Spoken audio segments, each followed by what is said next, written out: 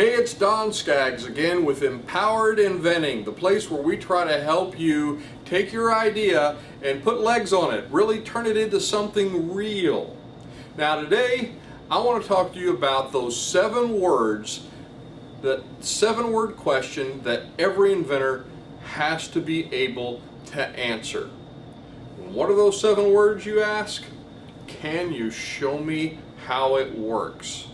Because so many of us as inventors and entrepreneurs, we come up with this great idea. Maybe we're in the shower, maybe we're in a restaurant, and there's a napkin. We write it all down furiously on this napkin. We sketch it all out. We think, oh, I've got a great idea. I need to write this down. And you go home and maybe you scribble it on some scrap paper.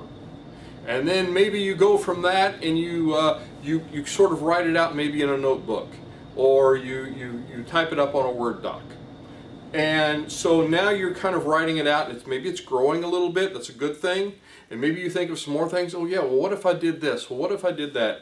And so now you're writing a little more, and that's very, very important. It's important to document. We've got, again, a whole class about that we teach on documentation. But you have to learn beyond that. But let's say you're just, you're getting into it and you're writing these things down, and you're thinking of improvements you can make, and you're writing some more. Again, that body of work, and every time you add something to your invention, it increases the value of it. So you're writing all this down. But at some point, you've got to be able to answer that question. Can you show me how it works?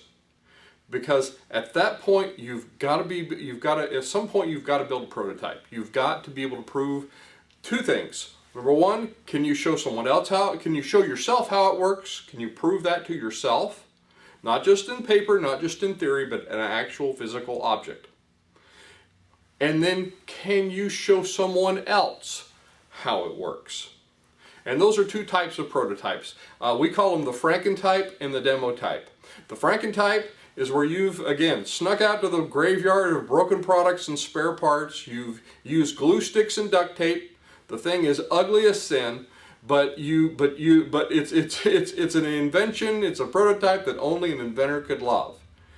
But you're proving one thing, and you're doing it without spending a lot of money, and that's you're proving, is it going to work just like I pictured it in my head and just like I'd written it out on paper. And what a lot of inventors are surprised with is when they start building it, it's like, oh wow, when I was writing this down, I was just sure it was going to work like this, and it's not working like this at all. And so then they have to break it down and make another one. And then they learn a little more, and they're saying, well, that sort of worked a little bit, but it really didn't do what I really wanted it to do. So let me try again. You break that one down and you make another one. And it's destroy, build, test, repeat. Usually repeat, because it'll fail. Certain parts of it will fail, or it'll teach you things that you would have never thought of before until you turned it into a 3-dimensional object. That's the Franken-type. You are proving it to yourself, but you're going to learn things. Now, a lot of inventors, unfortunately, they've got this idea and they write it all down, they scribble it all down on some notes, and they've got this perception in their head that I'm going to take this to some guy, I'm going to take this on Shark Tank, and they're going to give me $1 million. Yeah, that might happen. You also might get struck by lightning, you might win the lottery, or you may find a suitcase of money on the street. That's likely not going to happen, though. Most of the time, you have to be able to show how it works. There was a story of a guy one time flew overseas to a client, and he'd built his prototype, and he'd waited all day in this lobby. I mean, they just, it was like they're saying, well, he'll get with you whenever he can get with you. And so he just waited, and everybody was coming through the lobby, was showing his prototype to, was showing his protected invention that was a prototype, and the protection's a whole other piece, of course.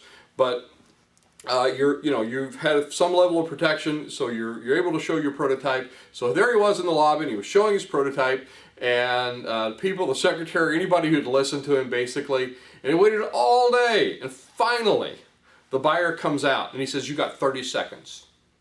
So what did he do? He set the prototype down, he turned it on, it worked, and the guy was sold. Why? Because he was able to, in that 30 seconds, immediately show him how it worked in a way that he never could trying to explain it to him. And a lot of times when we try to explain it, we lose our buyers in the weeds. We lose our potential customers. And so you have to be able to show them how it works. And that demonstrable prototype, and we talked about the Frankentype, you're proving it to yourself. Once you get it proved to yourself, and once it's working just really, really, really well, and you know, okay, I've got this down pat, this thing is humming, it's doing actually it's doing things I didn't even think it could do. And it's working really well, but it's still ugly because it's glue sticks and duct tape. Now you start making a pretty one. Okay, let me, how can I make this, but I can make it much, much prettier? And that might cost a few dollars more, and that's okay. As long as you're within your budget, you've got a budget that you're after, and you're spending the money wisely. But you go to that demo type. And the demo type, just like it sounds, it's for demonstration.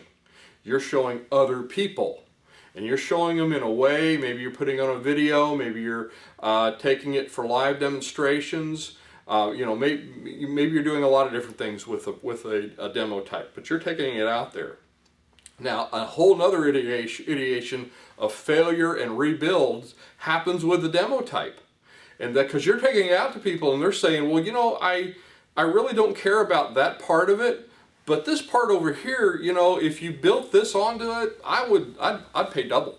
I'd pay a lot of money for that. And now you got to go back and say, I thought I had this thing perfect. Here I made this pretty demo type, and now you've got to take it back again and you say, okay, well, let me see if I can build it the way this buyer says he will buy it if it's this way.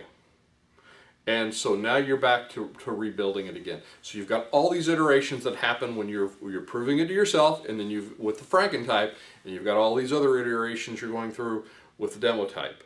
And this isn't a long process. Again, don't make this a decade-long step. This is a little step. You're going through these iterations, but you're going through them as fast as you possibly can, because you want to get to that point where you've got that buyer, you've got that licensor, you've got that buyer, you've got that customer hooked because you have solved their problem, and they are just loving you because you have really solved it well, solved it just the way they wanted because you've built it to what they really wanted, not to what you wanted.